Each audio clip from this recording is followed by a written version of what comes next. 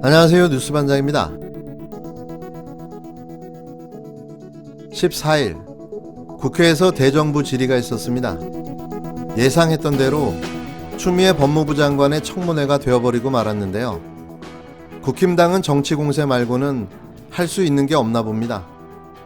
그렇게 추 장관을 압박하고 밀어붙였지만 아무런 근거도 단 하나의 증거도 제시하지 못했는데요. 오히려 민주당 정청래 김종민 의원에게 되치기 당하고 말았습니다. 다시 한번 최선의 공격이 최고의 방어라는 말을 실감케 했는데요. 특히 정청래 의원의 활약이 눈부셨습니다. 일명 돌려까기, 모두 까기를 시전하며 윤석열 검찰의 선택적 정의와 수사에 일침을 가한 거죠. 검찰의 독립성뿐만 아니라 중립성이 중요하죠? 그렇습니다. 수사를 누구는 하고 누구는 안 하고 이러면 안 되겠죠? 네. 나경원 전 의원은 10번 넘게 고발됐습니다. 왜 수사 안 하고 있습니까? 그런 부분을 사실은 선택적 수사가 아니냐 하는 예로 많은 국민으로부터 질타를 받고 있는 부분입니다. 윤석열 장모 부인도 고발이 됐는데 왜 수사 안 하죠? 지난번에 사문서 위조 사건은 이미 수사돼서 기소가 된 것으로 알고 있고요. 나머지 부분에 대해서는 아마도 이제 국민들께서 선택적 정의와 선택적 수사에서 자유롭지 못한 검찰이 바로 그런 상명하복 관계 아래서 이루어지는 거 아니냐라는 많은 질타가 있고, 그것을 지금 개혁해 나가는 와중에 있는 것이고요. 또 그런 선택적 수사와 선택적 정의가 누구에게나 적용되지 않는 성역 없는 수사가 이루어진다는 것을 보여줌으로써 대국민 신뢰를 확보할 수 있기 때문에 국민들을 대신해서 의원님께서 주는 그 질의는 심각하게 생각해야 된다고 생각합니다. 군사 구테타에 대해서 경고했던 당시 추미애 국회의원의 모습이 생각납니다. 조현천 전 기무사령관 어디에 있습니까? 미국에 있다는 것으로 지금 소문이 들리고 있습니다. 국가기관에서 소문을 얘기하시면 안 되죠. 소재 파악이 안 됩니까? 그렇습니다. 그러면 인터폴과 협조해서 잡아와야 되지 않겠습니까? 인터폴과의 협조를 시도를 아마 했었던 걸로 알고 있습니다. 이런 부분은 법무부 장관이 수사권지의 대상은 포함이 안 됩니까? 포함됩니다. 그러면 청장에게 얘기한 바 있습니까? 아직은 없습니다. 제가 말씀드린 이 세 가지 사건에 대해서 윤석열 총장은 수사 의지가 강력한데 장관이 만류하고 있는 건 아니죠? 제가 수사 의지를 본 적이 없습니다. 수사 의지를 한번 확인해 보시겠습니까? 그렇게 하겠습니다. 꼭 물어봐 주십시오. 네. 이 세 가지 사건에 대해서 수사를 할 거냐 말 거냐 물어봐 주시겠습니까? 네, 그렇게 하겠습니다. 추 장관은 야권 인사 등이 연루된 사건의 수사가 지지부진한 것에 대해 제가 윤석열 검찰청장의 수사 의지를 본 적이 없다고 말해 대정부 질의 중 여야 간 웃음이 터져 나왔는데요. 이 웃음의 의미는 뭘까요? 서로 다 공감한다는 뜻이겠죠. 추 장관은 이날 국회 본회의에서 정청래 더불어민주당 의원의 질문에 이같이 답했습니다. 특히 정 의원은 촛불 집회 당시 계엄령 문건 작성을 주도한 조현천 전 기무사 사령관과 공직선거법 위반 혐의를 받는 나경원 전 미래통합당 의원 사건을 지목하며 추 장관에게 수사가 진척되지 않고 있다고 지적했는데요. 이에 추 장관은 그런 부분을 선택적 수사가 아니라고 하는 예로 많은 국민으로부터 지탄을 받고 있는 부분이라며 국민께서 선택적 정의와 선택적 수사에 자유롭지 못한 검찰 상명하복 관계에서 이뤄진 게 아닌가 많은 질타를 한다고 말했습니다. 이어 정 의원이 지목한 사건에 대한 윤 청장의 수사 의지를 확인하라는 질문에 그렇게 하겠다고 답했는데요. 추 장관은 검찰개혁과 관련해 수뇌부의 선택적 정의, 선택적 수사에 따라서 안 되는 사건을 크게 키우거나 봐주기, 수사 착수를 안 하든지 그런 게 있기 때문에 그런 게 일어나지 않도록 하는 확립이 필요하다고 생각한다고 강조했습니다. 한편 추 장관은 이날 아들의 병역 의혹을 제기한 신원식 국민의힘 의원이 정광훈 사랑제일교회 목사와 친분이 있다는 지적에는 굉장히 놀랍다고 답변했는데요. 이어 야당에서 제보자를 통해 제기한 특혜 의혹에 대해 제보자가 오해나 공명심에 그럴 수 있는데 때로는 합리적 의심인지 체크해야 한다며 그게 국회의 권능이자 의무다. 저는 이 부분에 대해서 국회가 소홀히 했다고 생각한다고 비판했습니다. 이날 가장 쫄렸던 사람은 누구일까요?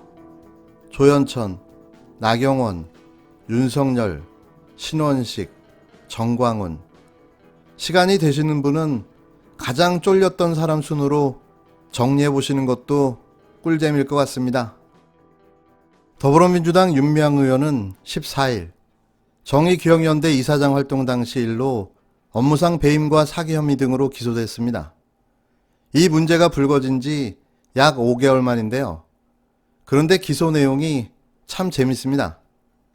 최초 윤 의원에 대한 범죄 혐의라며 언론과 검찰이 11개의 범죄 사실을 제기했지만 이번 기소 내용에는 단 한 건도 포함되지 않았는데요. 정작 윤 의원을 기소한 혐의는 준사기, 공공위생법 위반, 횡령, 배임, 보조금 부정수령, 모금액 유용 등의 혐의였습니다. 내용을 자세히 살펴보면 얼마나 억지로 끼워 맞추기 한 코미디 기소인지 알 수가 있는데요. 불기소 처분 내역이 장장 11가지가 되거든요. 네. 불기소된 게 11가지인데 말하자면 딸 유학자금 기부금 유용한 거 아니냐. 예. 혐의 없음 불기소.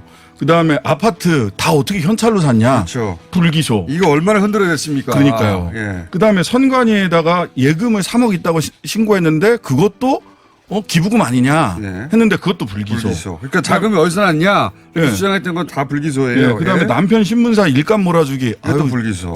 제일 싼 데다가 잘 하신 겁니다. 불기소. 예. 그다음에 부친 쉼터 관리인. 예. 이것도 불기소. 실제 가서 일했고 오히려 돈 적게 받았다. 불기소. 예. 이렇게 됐어요.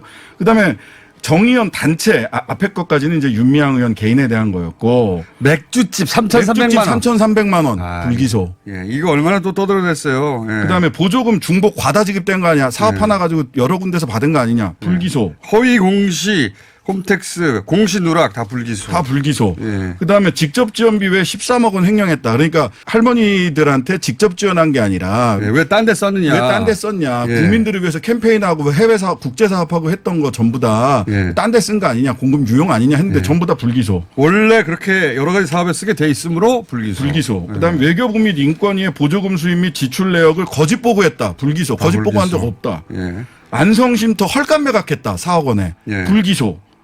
안성쉼터 불법 증축했다. 이것도 불기소. 있었어요. 예. 기억하시는 언론에 보도된 거의 모든 내용은 다 불기소 무혐의 처리됐고 특히 윤 의원을 기소한 검사는 서울 서부지검 노정현 검사장인 것으로 알려졌는데요.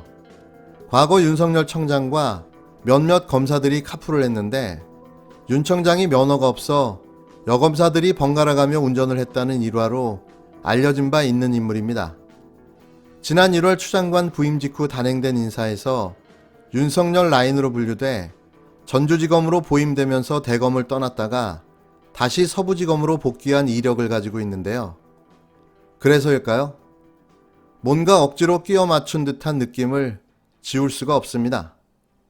공익법인인 정 의원을 공익법인이 아닌 것으로 몰아 준사기, 공중위생법 위반, 횡령 및 배임 등 총 8개의 혐의로 기소했는데요. 그냥 억제 기소를 위한 뒤집어 쓰이기인 겁니다. 윤석열은 자기 합리화를 위한 알리바이를 만든 거죠. 간략하게 기소 내용을 보면 정말 어이가 없습니다. 준사기, 그러니까 치매에 걸린 기록원 할머니를 속여 돈을 뜯어냈다는 혐의와 공중위생법 위반, 미신고 숙박업체를 운영했다는 혐의인데요. 정 의원 소유의 쉼터를 돈을 받고 숙박 영업을 했다는 혐의인 겁니다. 최소한 전기료와 가스료를 받아 운영비로 충당해왔던 걸 이렇게 엮어버린 거죠. 그냥 웃음이 나오는 혐의들인데요. 거기에 배임과 횡령, 보조금 3억 원을 부정수령하고 개인 계좌로 모금액 일부를 유용했다는 혐의입니다. 배임과 횡령 혐의는 같은 사안으로 이미 2010년 무혐의 판결을 받은 건인데요. 또 개인 계좌 모금의 경우도 장례비 등 조의금을 받기 위한 계좌인 겁니다. 언제 돌아가실지도 모르는 분들의 계좌를 사전에 관할관청에 등록해 놓지 않고 개인 계좌로 돈을 받았다는 이야기인데요. 이게 합리적으로 말이 되는 이야기인지 정말 억지도 이런 억지가 없는 겁니다. 윤 의원은 이날 페이스북에 법정에서 저의 결백을 밝히겠다. 이와는 별개로 제 개인의 기소로 인해 더 이상 당에 부담을 줘서는 안 된다는 생각이라는 글을 올렸는데요. 그는 저는 오늘부터 검찰이 더 씌운 혐의가 소명될 때까지 모든 당직에서 사퇴하고 일체의 당원권을 행사하지 않을 것이며 오직 당원으로서 의무에만 충실하고자 한다며 당 지도부가 요청을 즉시 수용해달라고 밝혔습니다. 윤 의원은 현재 중앙당 중앙위원, 대의원, 을지로위원회 운영위원 등 3가지 당직을 맡고 있지만 이를 모두 내려놓겠다는 건데요. 당 지도부는 일단 윤 의원의 요청을 받아들일 것으로 관측됩니다. 윤 의원의 거취 관련 입장은 그간 전례를 고려해 당 지도부와 교감 아래 나온 것으로 전해졌는데요. 윤 의원은 보조금 관리에 관한 법률 위반, 사기, 지방재정법 위반, 기부금품 모집 및 사용에 관한 법률, 기부금품법 위반, 업무상 배임 횡령 등 8개 혐의로 기소됐습니다. 당 지도부는 법사위원들과 논의를 거쳐 윤 의원의 혐의는 경제사범에 해당하고 부정부패에 해당하지 않는다고 판단한 것으로 전해졌는데요. 그러나 다른 당 관계자는 배임 사기 혐의 등이 부정부패가 아니라고 하는 것도 말이 안 되지 않느냐고 말했다고 알려졌습니다. 그건 지들 생각이고요. 보면 모릅니까? 이게 정상적 기소예요. 재판하면 100% 무죄입니다. 그냥 시간 끌기 하며 범죄자로 낙인 찍어 묶어놓으려 하는 거죠. 윤 의원은 이날 별도의 입장문을 내고 검찰 기소에 대해 깊은 유감을 표명한다며 제기된 혐의를 조목조목 반박했는데요. 특히 업무상 횡령 혐의에 대해 모금된 금원은 모두 공적 용도로 사용됐고 윤미향 개인이 사적으로 유용한 바는 없다고 밝혔습니다. 그는 오늘 발표가 위안부 문제 해결 운동의 30년 역사와 대의를 무너뜨릴 수 없다며 재판에서 저의 결백을 증명하겠다고 말했는데요. 포기를 모르는 정치 검찰의 끝없는 폐악질에 저도 이제는 좀 지치네요. 하지만 또 밀고 나가야 합니다. 어떻게 보면 이건 개혁진보 세력의 숙명일지도 모르니까요.